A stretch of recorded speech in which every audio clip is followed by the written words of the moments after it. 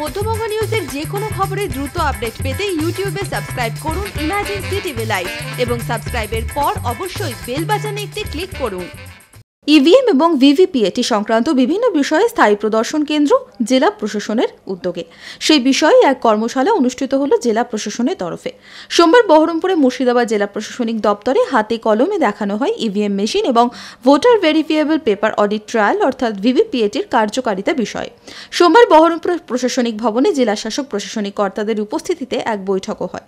জেলা জুড়ে নতুন ভোটারদের নাম নথিভুক্তকরণ, জেন্ডার রেশিও এবং ভোটার তালিকা সংশোধনে জেলা জুড়ে মিলেছে জানালেন জেলা শাসক। আজকে আমরা ফাইনাল রোল পাবলিশ করেছি।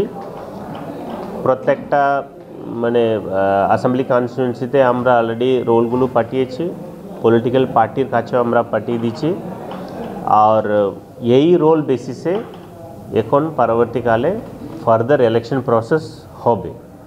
এরপর আমাদের কন্টিনিউয়াস আপডেশন চলবে। যদি এখনও কেউ যদি নাম তুলতে চায় या ডিলিট করতে চায়, ওরা সুযোগ পাবে। আমাদের প্রত্যেকটা এসডিও বিডিও অফিসে আমাদের সেন্টারগুলো আছে, ওখানে গিয়ে ওরা এনরোল করতে পারে। নাও এই সামারি রিভিশনে যেটা হেলথ অফ দ্য ইন্ডিকেটর আমরা পেয়েছি মুর্শিদাবাদের জন্য খুবই দারুণ খবর। আর আমাদের ইআরও এইআরও আমাদের এন্টায়ার এডিএম এসডিও এদের নেতৃত্বে যেভাবে কাজ হয়েছে এই বছরে খুব দারুণ রেজাল্ট আমরা পেয়েছি।